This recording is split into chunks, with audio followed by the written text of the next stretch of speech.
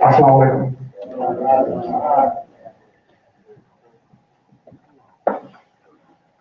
الله أكبر الله أكبر الله أكبر الله أكبر أشهد أن لا إله إلا الله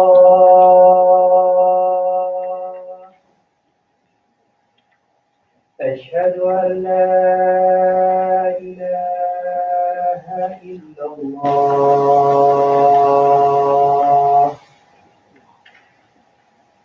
أشهد أن محمدا رسول الله أشهد أن محمدا رسول الله حي على الصلاة حي على الصلاة حي على الفلاح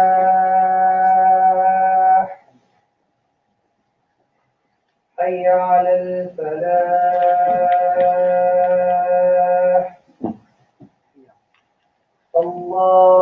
الله أكبر الله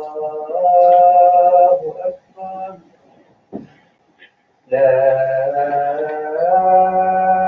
إله إلا الله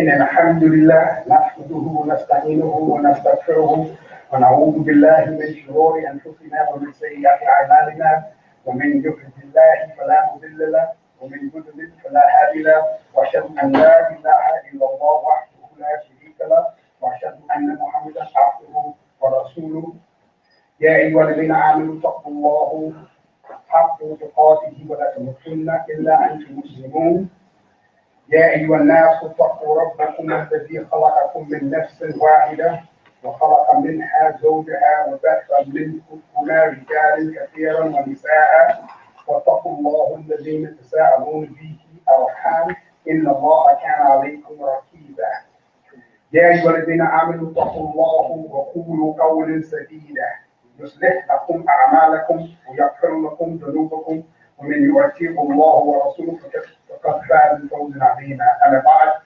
فإن أصدق حديث كتاب الله وخير هدى محمد صلى الله عليه وسلم وشرور الأمور محدثاتها وكل محدثة بدعة وكل بدعة ضلالة وكل ضلالة في النار. Really, our praise is due to Allah. We seek His help, we seek His assistance, we seek refuge in Allah from the evil of our own selves and the evil of our actions.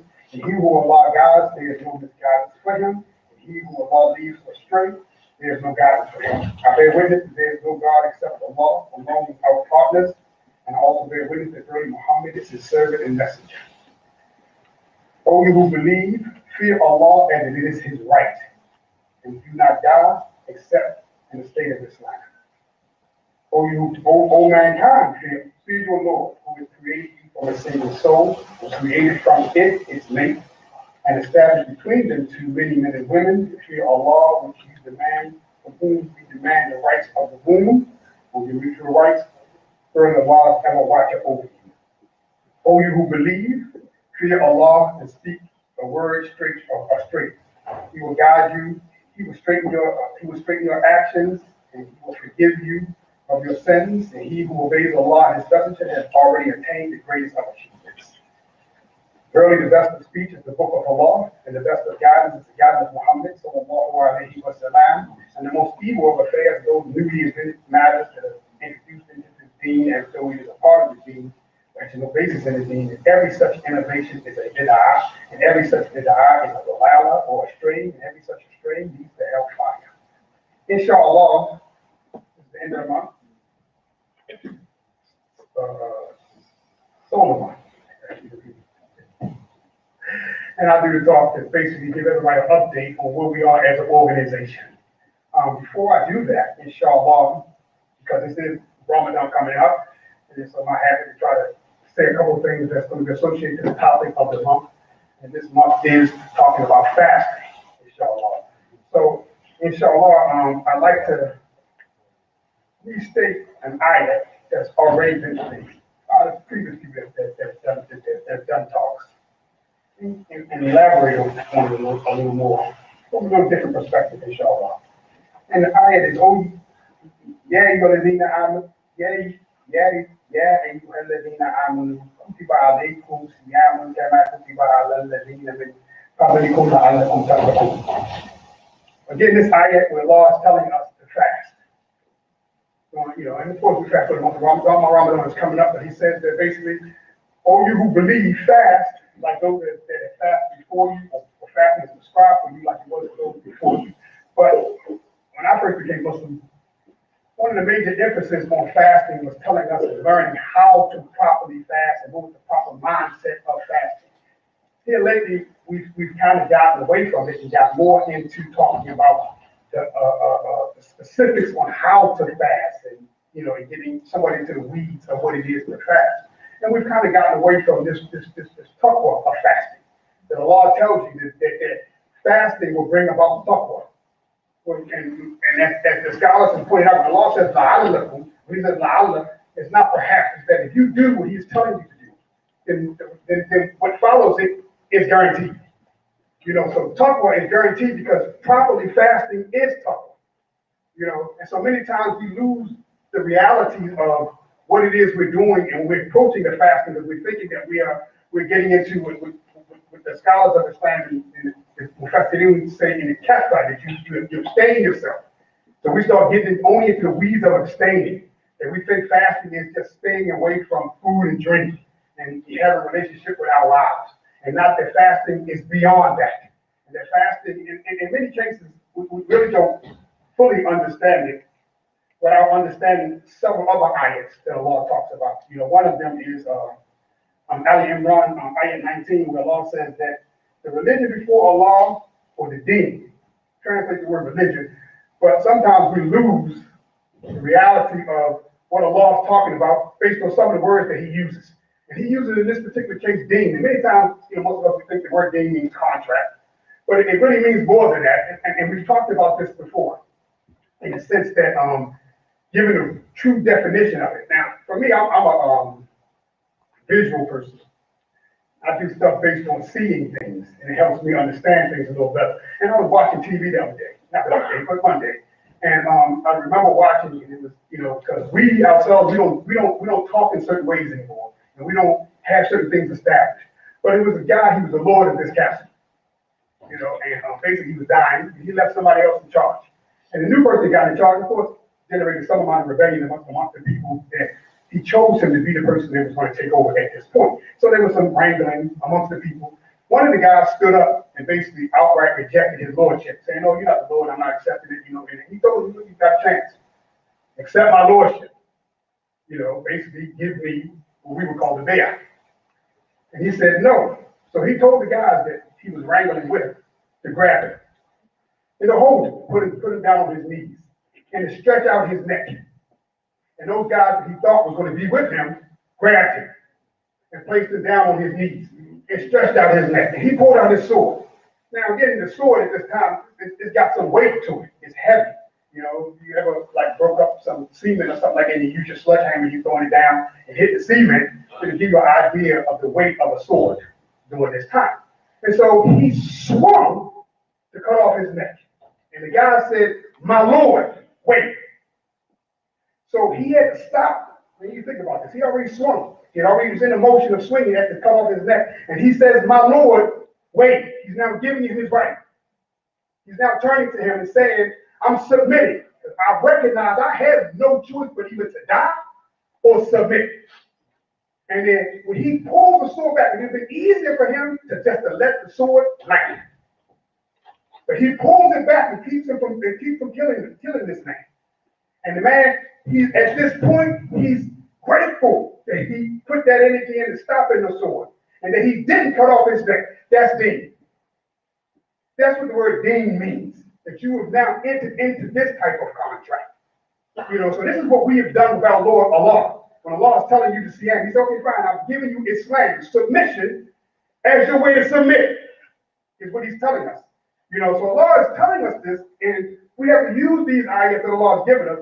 And many times, like I say, when we're approaching Ramadan, many times we're coming at it, we're not coming at it with the full understanding of how we're supposed to be approaching it. In this sense that if you're thinking about this, as you're approaching this month, that you're supposed to be fasting, that you're the individual that was placed on his knees, and that it took energy, more energy to keep from destroying you than it allowed you to keep going.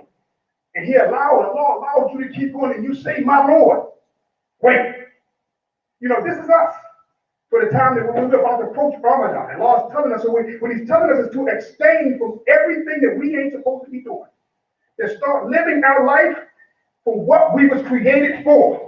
Allah created us to worship Him. So He said, now, at this moment, when you're entering into this month, now take this month a little more serious than you've taken all the other months. And again, we got to take this in light, because it's another ayat, where Allah warns us. Right? He says, such as take their religion and deen as mere amusement and play, and were deceived by the life of this world. That day will we forget them as they have forgot the meeting with us this day. And they will want to reject our signs.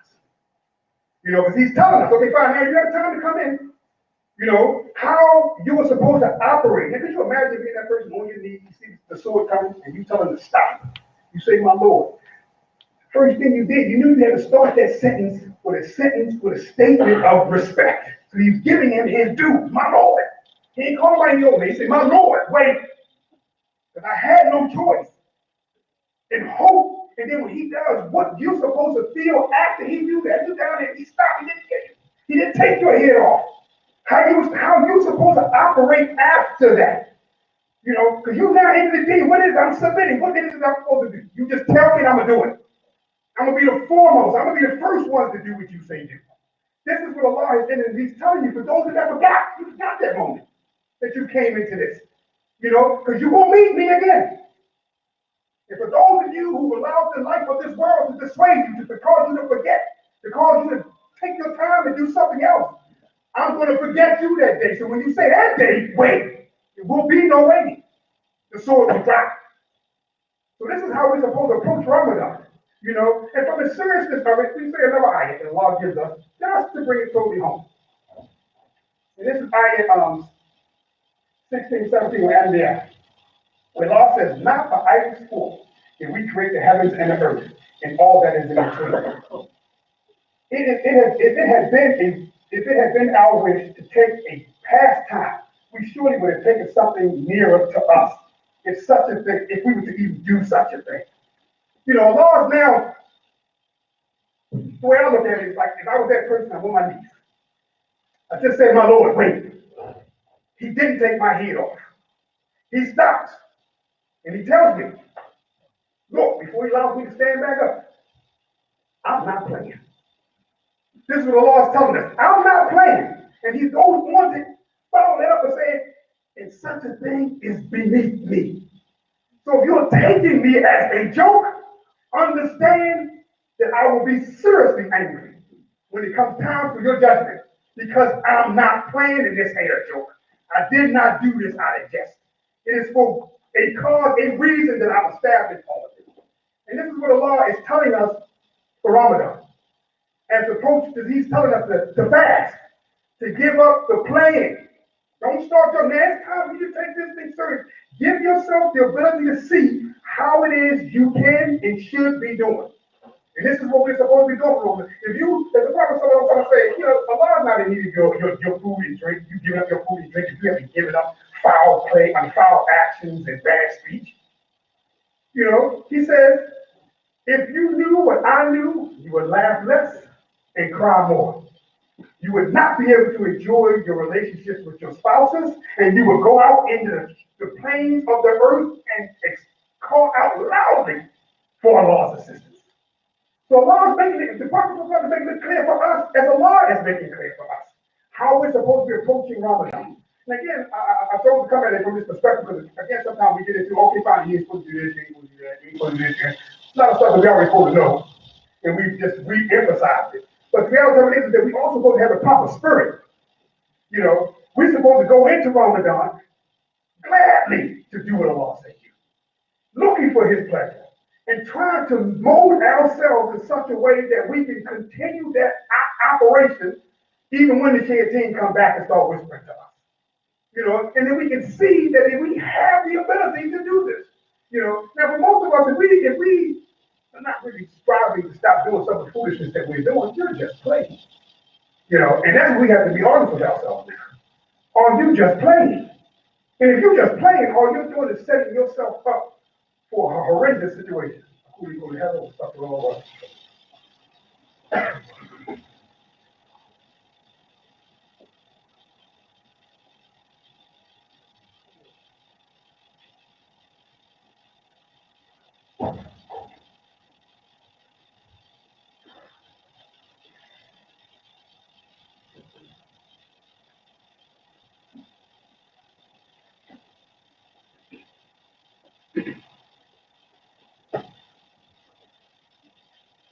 بسم الله الرحمن الرحيم والصلاة والسلام على أشرف الأنبياء والمرسلين وسيدنا ونبينا محمد صلى الله عليه وسلم.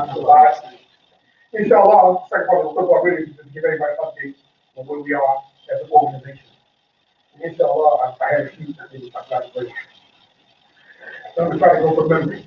So basically, some of the things that we're doing is, again, as we talked about, we're trying to, what we have accomplished is, again, we're finishing the apartment across the street so that we can get in a position to either house someone in the office of the Imam, or that we can rent it out extra revenue.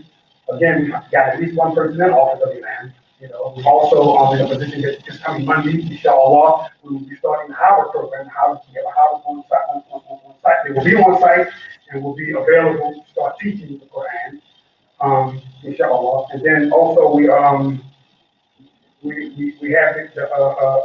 the elevator.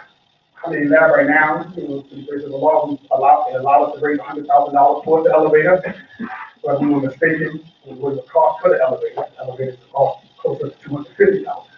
So, inshallah, we're asking everybody else to dig a little deeper and help out. Inshallah, we'd like to do something of a fundraiser, and we're asking everybody to give. And when I was giving it as an example, everybody to give 2.5% of what they paid for their car. You got a car, you know what you paid for it. Give 2.5% of that to the elevator. Only 2.5%. Inshallah, if everybody did that, we would be able to start construction tomorrow. You know, this is the thing that we need to take serious. It's not a lot of money that, you know, many of us have more than one. I was actually saying, you know, you pick whatever one you have. For those that have more than one, for sure, you should be getting 2.5%. Inshallah. Also, things that are coming. The kitchen is fully staffed. We have volunteers that are working in there, and we're working out ways to be able to have the kitchen run in such a way that they'll be able to employ individuals to work it, so that we'll know that we'll never be in a situation where it's not running. But for the most part, the kitchen is now fully operational and getting ready to revenue. And things that are coming, we'd like to try to get the parking lot done. We have the board working with the city to try to get a recreational center, Road Park Elementary School. We're also working to try to find out if it's feasible to actually work with Masjid to do this, to try to see if it's feasible to establish our own burial ground. You know, something along the lines of 150 to 200 acres where we can have it's solely for Muslims and we bury ourselves, inshallah. You know, so these are some of the things that we're actually working on. Again, we're working with the Imam. He's going to be setting up a program that allows us to really get into, you know, being able to have marriages and burials and these kinds of things. But we got to also do it from the perspective that, you know, the law says he's not joking. Many times, many of us, we come at this as though, you know, it's not a serious matter, marriage, divorce, and preparing yourself for the last your last rites before you meet the Lord. So these are things that are serious, inshallah. Again, we have the classes set up. We also would like to, we already currently have it possible for us to stream the khutbahs and the classes themselves. We'd like to try to get to a point where we are able to stream the classes and have the people that watch it be able to interface. So that's going to cost a little bit more money for us to be able to do that and to be able to do it throughout the building. So we have several teachers that's actually able to do this, especially in this time of COVID, in the sense that it's a little bit harder for people to actually come to the Masjid. And then there's sometimes people won't be able to do it even after the point, and like to be able to allow them to be able to still benefit, inshallah.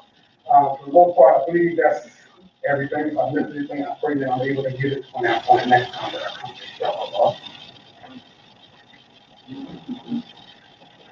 اللهم أعز الإسلام والمسلمين وذل كفرة ومبتدعها والمشركين وكل من هو ذو الدين ربنا هب لنا من أزواجنا وذريتنا قرة عين واجعلنا للمتقين اللهم أدخلنا وذريتنا وأصولنا وفرعون وجنة مع الأبرار يا عزيز يا غفار يا رب العالمين ربنا اغفر لنا وإخواننا الذين سبقونا بالإيمان ولا يجعل في قلوبنا غل الذين آمنوا ربنا إنك رؤوف رحيم ربنا آتنا في الدنيا حسنة وفي الآخرة حسنة وقنا عذاب النار عباد الله إن الله يأمر بالعدل والإحسان وإيتاء ذي القربى وينهى عن الفحشاء والمنكر والبغي وإنكم لعلكم تذكرون فاذكروا الله عظيم